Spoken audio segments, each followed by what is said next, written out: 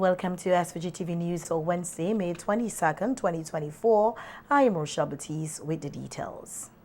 Plans are being made for the hosting of a Medicinal Cannabis Festival, dubbed Cannabis SVG, to be held on November 1st, 2nd, and 3rd this year. Chief Operating Officer of the SVG Medicinal Cannabis Authority, Terrell Mapp, said the main objective of the festival is to showcase to locals, regional visitors, and international attendees what has been achieved with the rollout of the industry here. Cannabis SVG is a festival where we want to fuse cannabis appreciation with education, responsible indulgence, and a commitment to eco-friendly practices.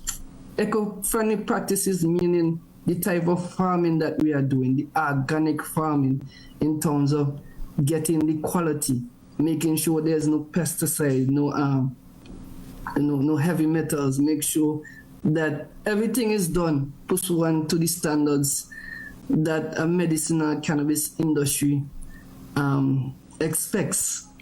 So we want to honor the heritage. We want to dive deep into the deep-rooted cannabis culture that has flourished in St. Vincent and the Grenadines and across the Caribbean, celebrating its historical and modern day significance, because cannabis has spread its rings throughout the whole of the Caribbean and North America.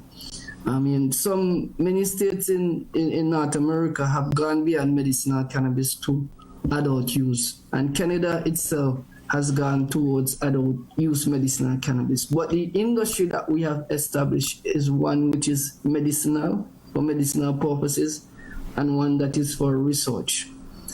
And we want to have interactive workshop and thought-provoking seminars. We want to touch key topics. So Cannabis SVG will feature a series of lectures by experts on key topics: cultivation, manufacturing, how do you dry cannabis to ensure quality is met.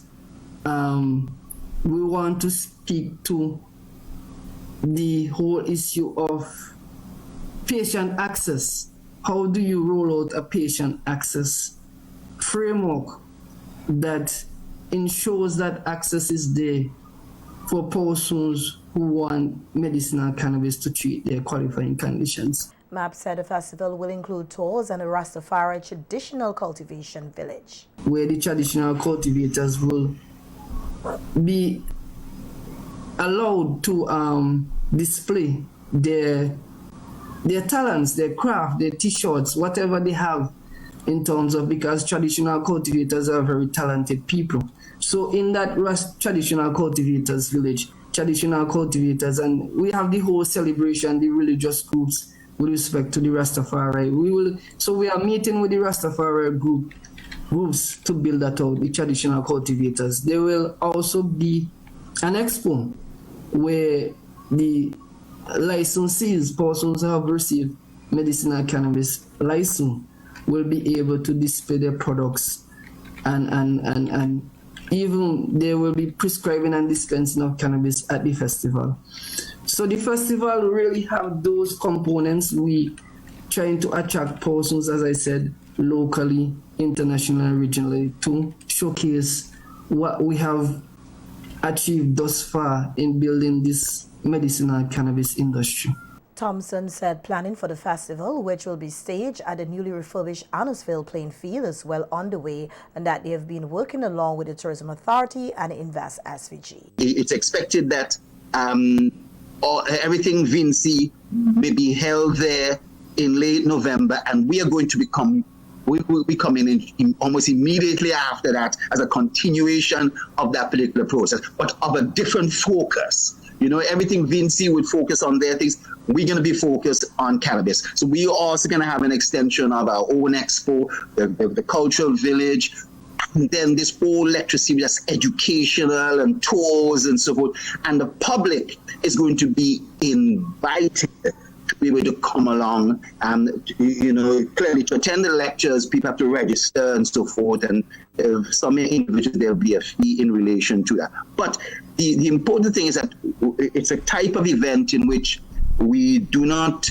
and may not necessarily permit children to come along, and that'll be a sensitive thing. But we expect that there are going to be events going into the evening. Now we have floodlights there and so forth.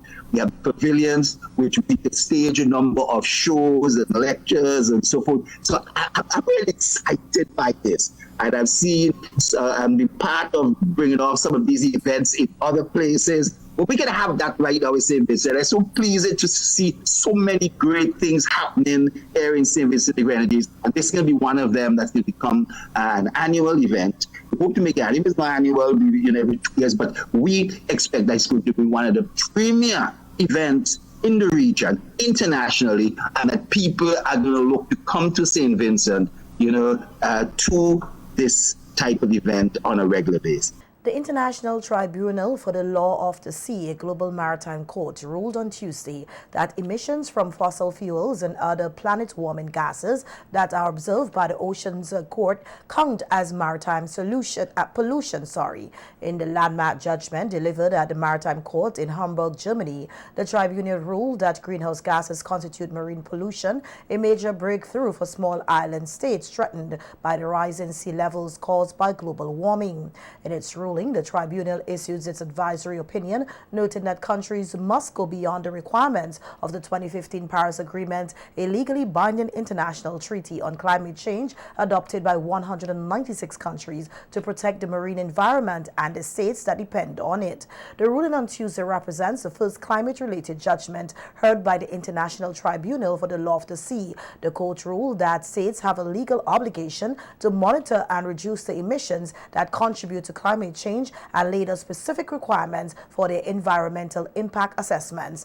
In welcoming the ruling, SVG's Minister of Sustainable Development, Carlos James, said the judgment represents a major victory for small island development states, particularly large ocean territories in the Pacific and Caribbean regions. Minister James noted that this test case is a starting point of many more legal rulings and sanctions to come as large ocean territories continue the legal and political fight for their survival. He said this is definitely a step in the right direction, and it pushes the door further open for us to legally challenge the major emitters on their failure to act in averting a global climate crisis. St. Vincent and the Grenadines was one of the 9 states that brought the case to the International Tribunal for the Law of the Sea. The Commission of Small Island States on Climate Change and International Law requested an advisory opinion on behalf of the claimants, who are state parties to the United Nations Convention on the Law of the Sea. The other 8 member states in the group that were parties to the case were Antigua, Palau, St. Lucia, and St. Kitts and Nevis. Meanwhile, Minister James is expected to deliver a keynote address at the Global Sustainable Island Summit 2024 tomorrow, Thursday, May 23rd, 2024, at Prince Edward Island in Canada. The Global Sustainable Island Summit 2024 is co-hosted by the government of Prince Edward Island and Island Innovation. It is a premier event dedicated to advancing sustainable development on islands around the world, particularly in the areas of renewable energy efficiency, and environmental stewardship. The gathering brings together a diverse group of professionals, researchers, policymakers, industry leaders, and academics to discuss and explore innovative solutions and advancement in sustainable energy. Minister James' presentation is expected to feature the travel industry as a catalyst for transformative action and innovation and sustainable practice on a global scale. Minister James' visit to Prince Edward Island takes place a week ahead of the 4th Global United Nations Small Island Developing States Conference in Antigua and Barbuda. Prime Minister Dr. Ralph Gonsalves is expected to head SVG's delegation to the summit, which includes Minister James. St. Vincent and the Grenadines Ambassador to the United Nations, Her Excellency Inga Ronna King, Director of Economic Planning Ricardo Frederick, Director of Sustainable Development Unit Janelle Miller Finley, Climate Change Advisor Edmund Jackson, and Counselor in the Permanent Mission of SVG, Janelle Drayton. In other local news now, we hear that the Caribbean Natural Resources Institute Canary is recommended that governments of small island developing states, including St. Vincent and the Grenadines, support and partner with civil society groups if they are to achieve the UN Sustainable Development Goals. Canary has developed a 10-year plan for SIDS in the Caribbean, which will be presented at the SIDS 4 conference to be held next week in Antigua. In an interview with SVG-TV News, Canary's Executive Director, Nicole Leotard, said the recommendations were crafted having worked with civil society organizations for 35 years. And this one is really recognizing that economic development is not just about big business. It needs to be economic development on the ground with micro and small business, locally driven economic development, if we are to really achieve poverty reduction in our islands. The third recommendation is to incorporate environmental, social, climate, and gender justice at all levels of governance. So, for example, climate change is hitting all of us very, very strong, but it's affecting some people even more. Poor people, vulnerable people, people of color, indigenous people, people who are marginalized for many different reasons, actually are being affected more because of climate change, and it's more difficult for them to respond. So we need justice. The fourth area is to pursue only development and disaster mitigation options that are in harmony with nature and achieve social development objectives. The Canary's Executive Director noted that Caribbean countries such as St. Vincent and the Grenadines continue to face a number of challenges due to climate change, hampering sustainable development. With this in mind, Canary supports governments in their call for climate finance from development partners to deal with adaptation and address greenhouse gases. It's a fact that those pledges are not being achieved. People are promising but not delivering. So even as SIDS governments are saying climate finance is a priority and the right type of climate finance that can help us, in other words, grants, not more loans, we don't need more debt, right? We need grants, we need these things to be accessible to really help us in ways we need. At the same time, what civil society is saying, yes, we agree, and also some of this finance needs to be channeled down to the ground.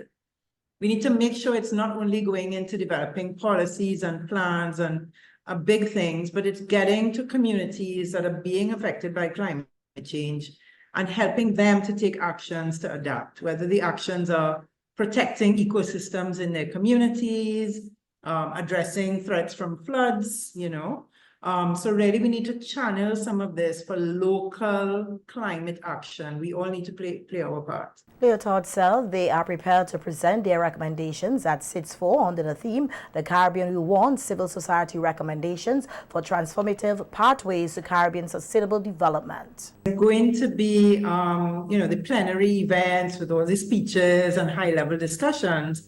And there's also going to be 175 side events where people are going to really be looking in depth at specific issues, whether it's environmental rights, climate finance, biodiversity conservation, protecting our oceans, economic development. And Canary is working on a few side events. And those side events will really bring people together, share knowledge, share ideas, and look to develop partnerships moving forward. So in Antigua and Barbuda, we will be taking forward these messages with our civil society partners and really looking to share what we're doing and to develop those partnerships. So coming out of SIDS 4 now, we are ready to implement in partnership with others. The conch season will be launched later this year, according to Minister responsible for Fisheries, Soboto Caesar. In an interview with SVG-TV News on the sidelines of the Fisherman's Day 2024 event at the Calico Playing Field on Monday, Minister Caesar said it is all part of the wider conservation efforts for fish in SVG's territorial waters, taking into account the implications of climate change on the fishing industry in SVG. We, however, are experiencing some challenges because of climate change. We are hearing many of the fishers, and particularly the persons who are in the conch industry, saying that they now have to dive deeper and the sizes are smaller, and it's because of that we're going to implement later on this year a season for conch. So that is going to come later on this year, and we're working also with the OECS, the Organization of Eastern Caribbean States, to establish a conch nursery in Union Island. So while we're speaking about the issue of production, we are also addressing the issue of conservation.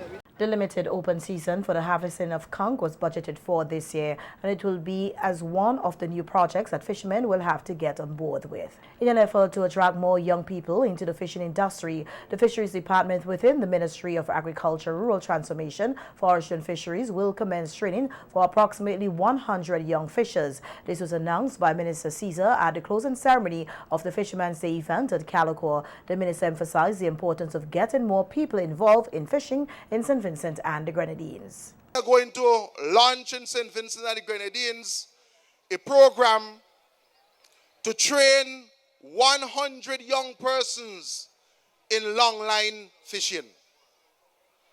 In St. Vincent and the Grenadines, there's a need for an exceptional cadre of multi-talented and multifaceted young fishers. And in the last budget, we announced that we are going to do it this year, and the applications are going to be out in a few weeks. And I'm asking for persons who are here, if you know any young man, any young woman who want to get into longline fishing, we are encouraging them to join and to participate. So the registration is going to be open in a few weeks.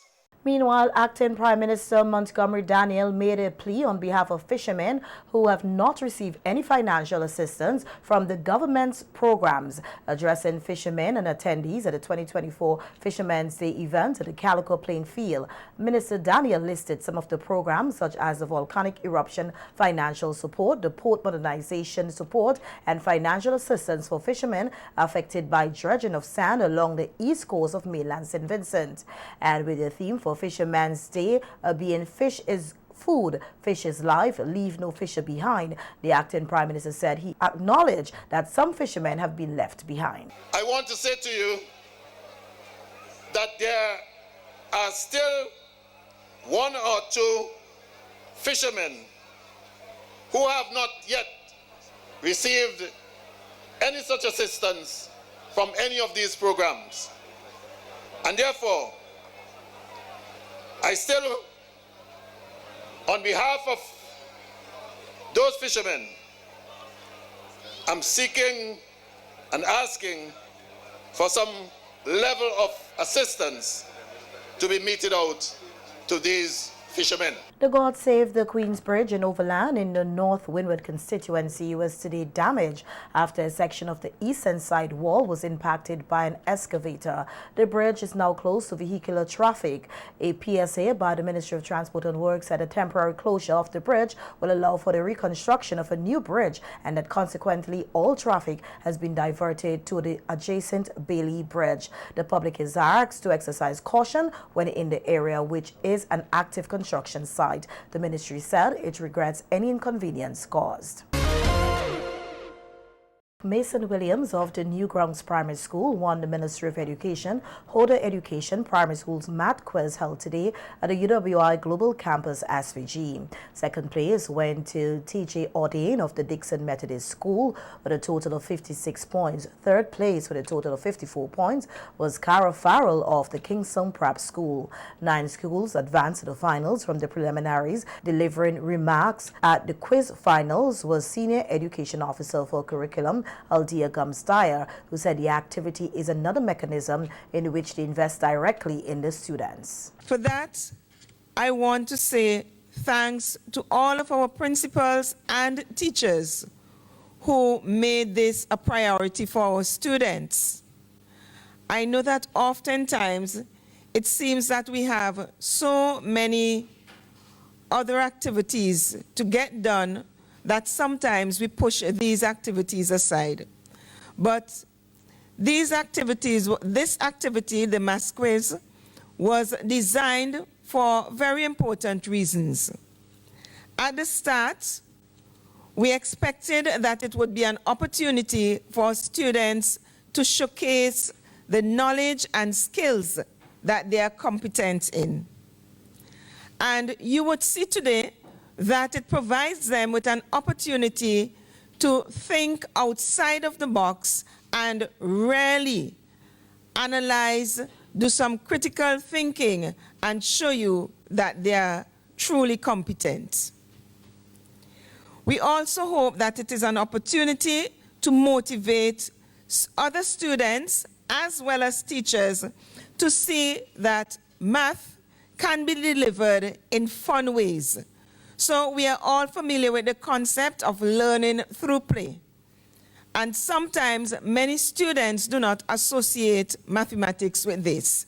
So today, we want teachers, students, parents, stakeholders in general to see that math too can also be fun. Byron Wilson of the main sponsor, Coder Education, said the organization is pleased to be associated with the math quiz, which they have been supporting for many years. It shows that we are committed to the development of the human resources in St. Vincent and the Grenadines, and in particular, the young ones. We know that math is very important.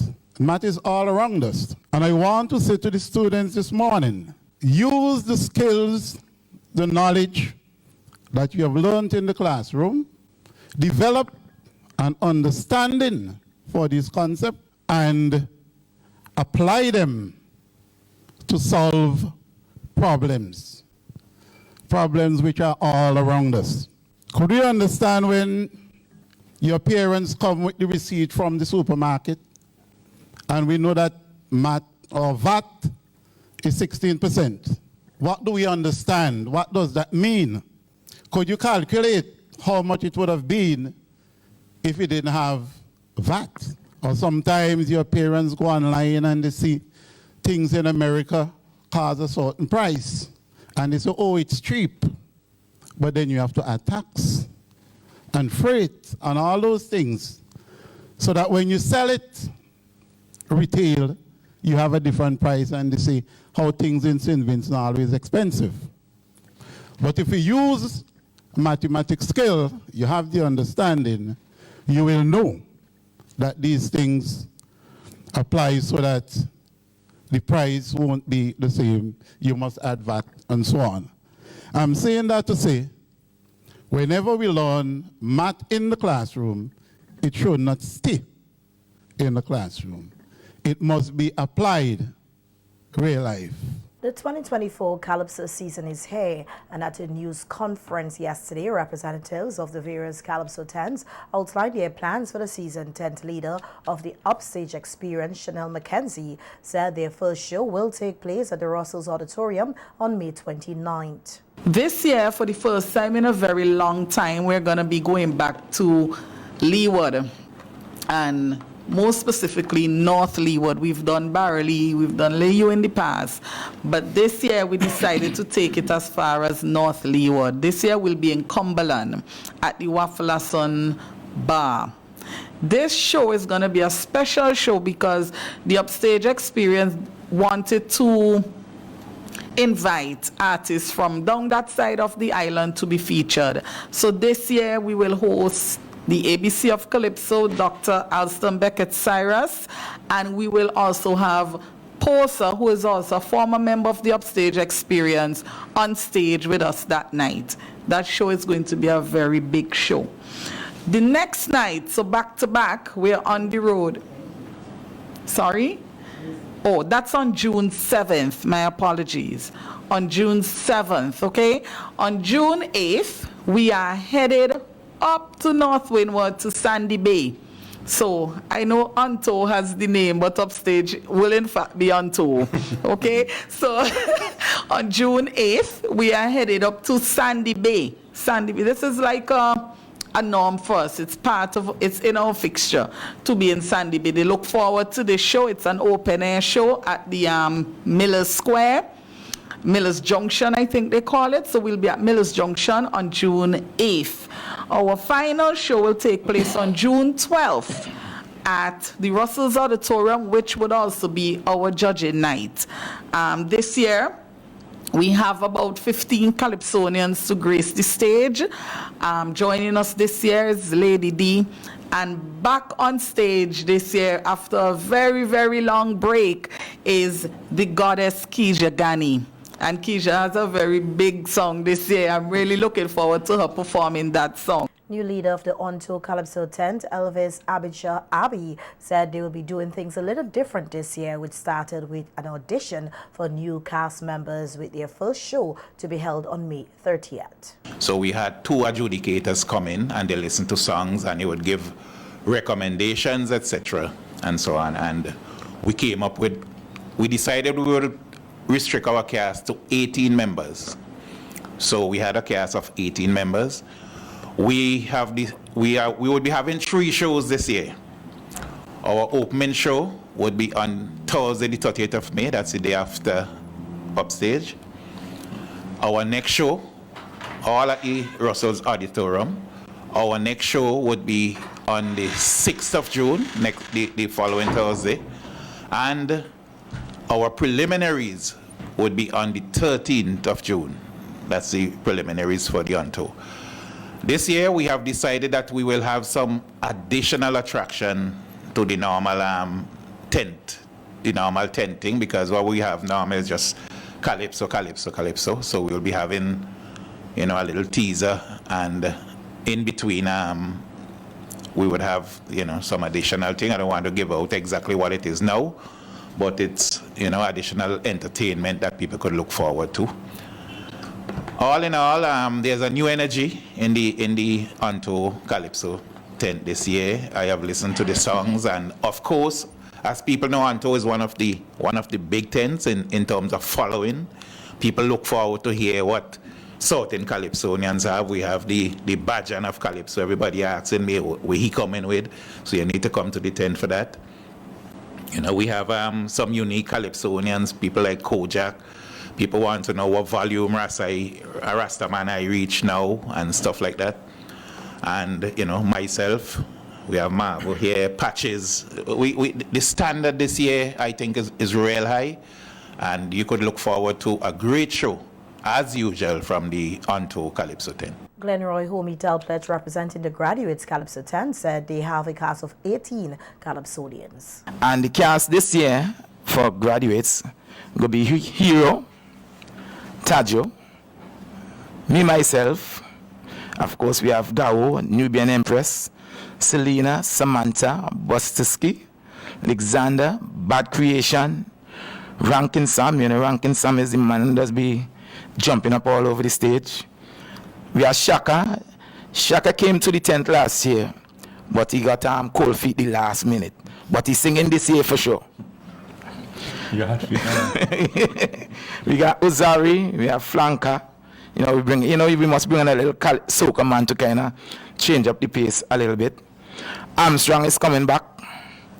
And of course, we got a raga soca artist by the name of Vorja. Our first show is on the 28th of May. Then the next show is on the 4th of June. And preliminaries is going to be on the 11th of June. We're inviting the whole of St. Vincent and the Grenadines to come to each and every one of our shows, but not just graduate show. We want you to attend Upstage, Onto, and just to let Miss Chanel Mackenzie know, of course, the crown will be coming to Graduates Calypso tent this year. Representing the Dynamite's Calypso tent, which is based in New York, was Marvel Morgan, who said the tent has a successful launch on May 11th and is looking forward to the rest of the Calypso season. And they're going to be having their preliminary judging on the 8th of June. And that will be the first preliminary judging. And then that will be followed by the rest of us going forward. They have a 10-member cast comprising of Eric Hamlet, John Duggan, Jose Juan, De La Ante Isles, who is the lone female, Rejector, their tent leader, Oscar James, Dennis Bowman, Persona, The Man Age, and they have a newcomer this year, Mr. Hilton Duncan. So we want to wish them all the best on their tent launch because they will be the first being judged. And I want to take the opportunity as well to extend to the other tents all the best because like Mr. Homie Delplet say, we want to keep the crown here, but, you know, Dynamite saying it might come home to them too, so.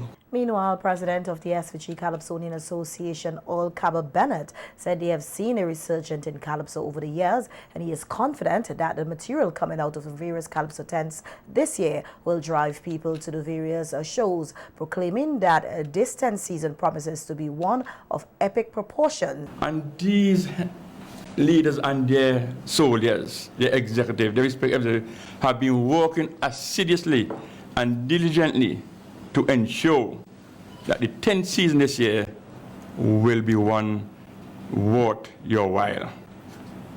I believe that the price across the board will be $20. $10 for entrance, it will be $20. So entrance will be $20. You're going to expect Calypso is steeped. Calypso came on the bowels of Africa. Calypso, Calypsonians, years gone by, used Calypso to mock their masters. Hence you'd hear the word double entendre, meaning double meaning. They will say one thing that sounds good to the master, but they're actually mocking the master. And we have had some wonderful Calypsos where that has been used. Have examples like Lexi, Ease of Fisherman. You stand on a part that is brittle. We have Sippy in the past. We have had Sule. We have had Posa. And I'm sorry, Abijah will speak for himself. Bennett said persons should expect a combination of entertainment with very serious commentary in the Calypso tents this year. And then there'll be those. The entertainment factor is very important. No one wants to come to Calypso tent and just sit and hear philosophical, social commentary, political commentary. They want to laugh as well. So they want the Calypsonian who will sing out of key and jumping down all over the place. Or somebody who will sing a song you don't even understand what they're saying, but they bring laughter to you. All that makes up the Calypso tent. So don't think when you come to the Calypso tent, you're just going to hear Calypsonians singing smoothly with philosophical song, social commentary, upbeat. Expect the fun part. Because after all, if you're not entertained, you'll be bored.